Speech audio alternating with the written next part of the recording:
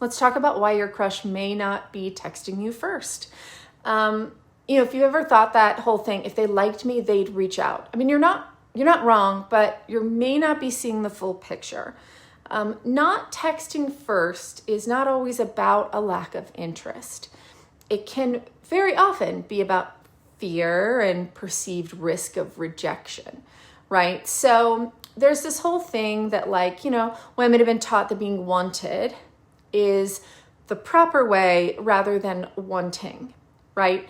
And that they should be on the receiving end only of desire and not expressing it for many, many reasons. They don't want to look slutty. They don't want to look too forward. They don't want to emasculate someone, whatever it is. And even now that still definitely exists. So instead of texting, they wait, they analyze. They're like, if he wants me, he'll show it. But on the other side, men are often taught that, yes, while initiative equals interest, but misreading signals can equal rejection or embarrassment, right? So they also hesitate often because they don't want to overstep.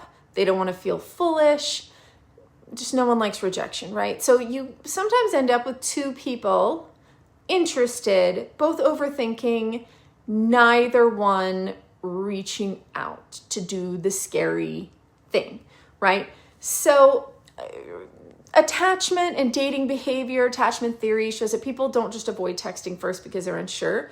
They also often avoid it because reaching out feels like exposing desire, exposing, vulnerability, which is very risky. So especially early on when nothing feels secure yet, for women in particular, expressing desire has historically come with consequences, being labeled desperate, being judged, being sexualized. So even when a woman wants to text first, her nervous system often might say, oh, no, let them show you. They're the man. This can really lead to a lot of complications.